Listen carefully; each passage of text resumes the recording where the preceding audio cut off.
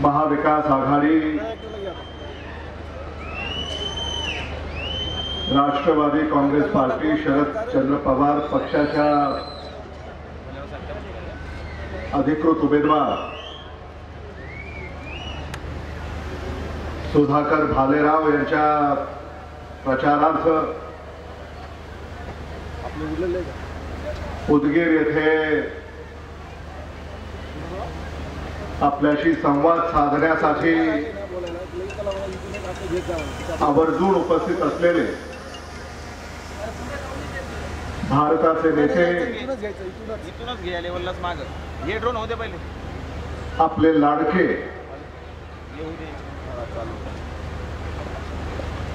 राष्ट्रवादी काँग्रेस पक्ष शरदचंद्र पवार चे सन्माननीय अध्यक्ष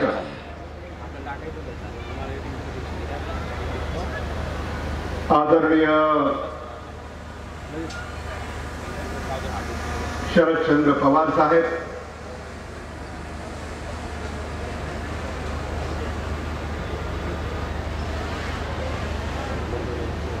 लातूरचे माजी खासदार सुधाकर श्रंगारेजी,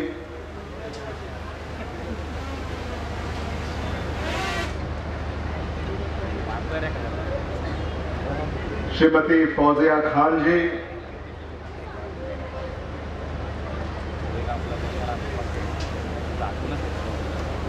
बसवराज पाटील नागराळकर जी,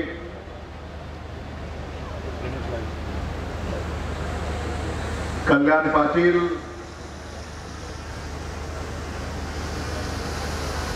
श्री हुडे, श्री मुळे,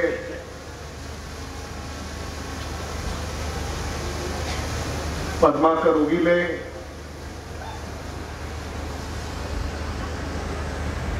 व्यासपीठावर अनेक मान्यवर आहेत आणि आपल्याला आदरणीय शरद पवार साहेबांना ऐकायचं आहे, त्यामुळे मी साऱ्यांची नावं घेऊन मी आपला अधिक वेळ घेणार नाही. लक्ष्मी भोसलेजी, उषा कांबळेजी, चंदन पाटीलजी, प्रीती भोसलेजी, श्री धुमाळ, संभाजीराव पाटील, सन्माननीय व्यासपीठ, महाविकास आघाडीचे सारे नेते कार्यकर्ते, पक्षाचे आणि पक्षाच्या इतर संघटनांचे प्रमुख पदाधिकारी, मतदार बंधू भगिनी, पत्रकार आणि तरुण मित्रांनो,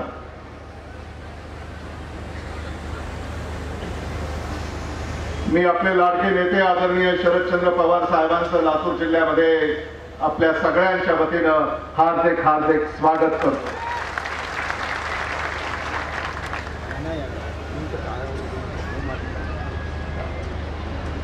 महाराष्ट्र विधानसभेच्या निवडणुकीच्या निमित्ताने महाराष्ट्राच्या स्वाभिमानाचा लढा ज्यांनी उभा केला ते आज आपल्यामध्ये उपस्थित झालेले आहेत. या लढ्याचं नेतृत्व आदरणीय शरद पवार साहेब करतायत, आदरणीय राहुल गांधी करतायत, आदरणीय उद्धव बाळासाहेब ठाकरे करतायत आणि यांना साथ देण्यासाठी आपण सगळे या ठिकाणी एकत्रित आलेले आहोत. महाराष्ट्रामध्ये फोडाफोडीचं राजकारण झालं,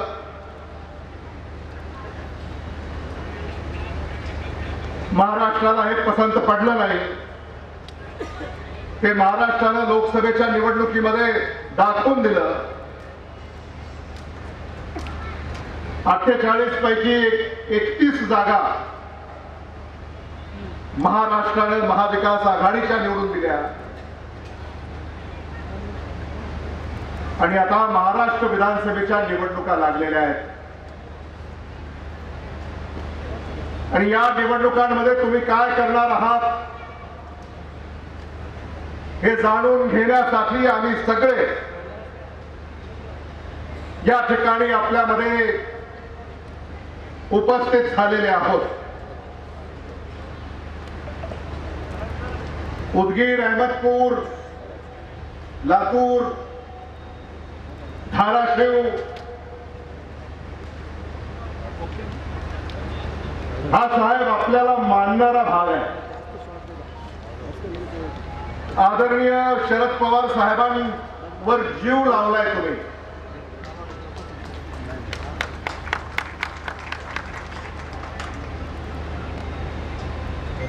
आदरणीय शरद पवार साहेबांनी भारताचं नेतृत्व केलंच, महाराष्ट्राचं नेतृत्वही केलं.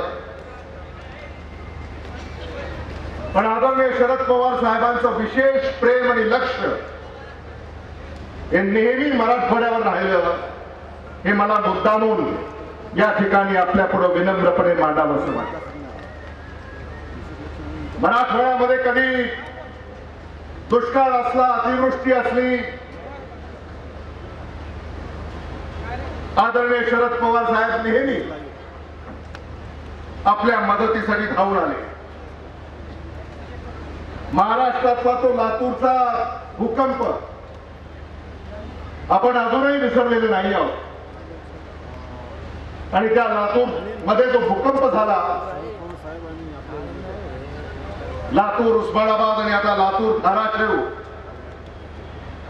भूकंपग्रस्ताचं पुनर्वसन करण्यामध्ये आदरणीय शरद पवार साहेबांचा पुढाकार होता. आदरणीय विलासराव देशमुख साहेबांची त्यांना साथ होती. आदरणीय दिलीपराव देशमुख साहेबांची त्यांना साथ होती. हे आपण अजूनही विसरलेले नाही आहोत. आणि म्हणून उदगीरकरांनी काय ठरवलंय? आदरणीय शरद पवार सांगतील तसं करायचंय का नाही? जरा मोठ्याने सांगा. काय?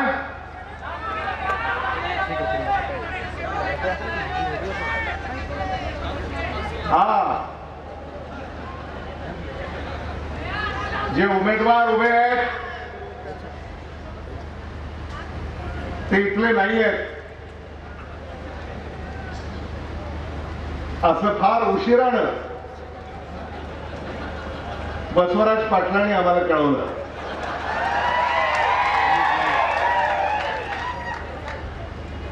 बसवराज पाटलांनी सुद्धा व्यथा त्यांच्या मांडल्या. आणि आता तुम्हाला सगळ्यांना माहिती आहे.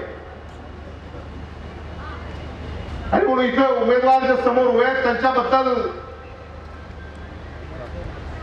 काय म्हणावं?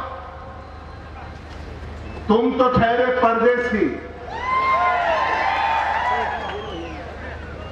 तुम तो ठहरे परदेसी, साथ क्या निभाओगे? सुबह पहली गाड़ी से घर को लौट जाओगे.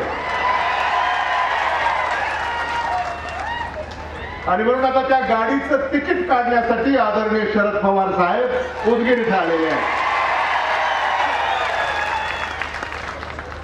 जे आदरणीय शरद पवार साहेबांचे होऊ शकले नाही ते तुमचे काय होणार?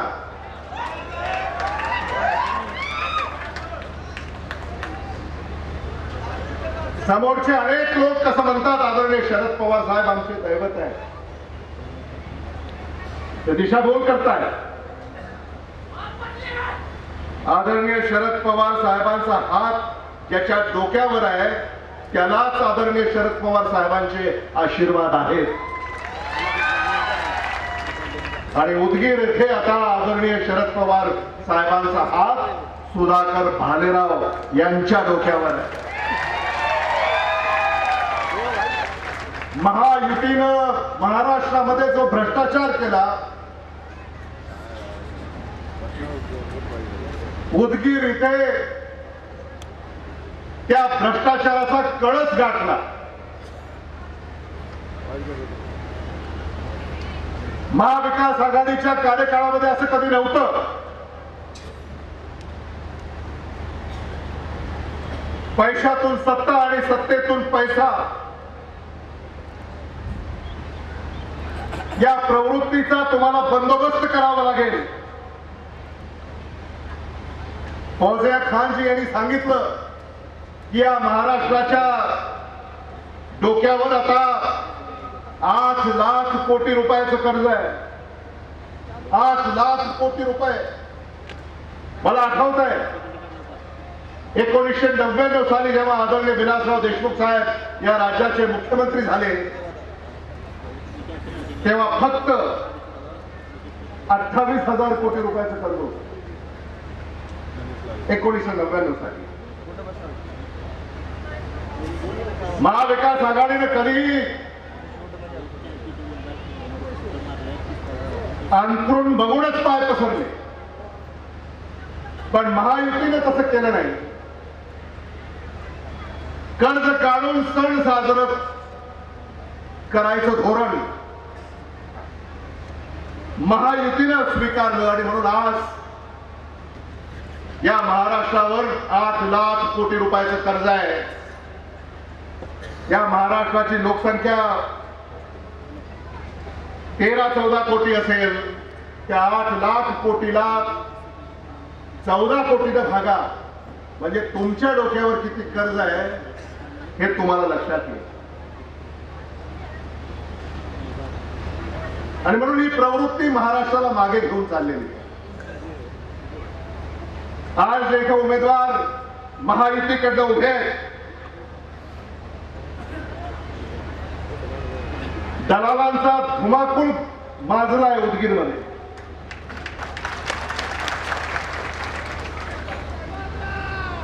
इथं कुठेही तुम्हाला शासकीय कचेरीमध्ये दाद मिळत नाही. सामान्य माणसाला साधं काम जरी करून घ्यायचं असेल तर त्याला पैसे मोजावे लागतात. मग ते तहसील असेल, पोलीस स्टेशन असेल, इतर कुठल्याही पंचायत समिती असेल, या भ्रष्टाचारानं महाराष्ट्र कलंकित झालेला आहे. आणि तो कलंक दूर करायचा असेल तर महाविकास आघाडीच्या पाठीशी खंबीरपणे तुम्ही आम्ही उभं राहिलं पाहिजे.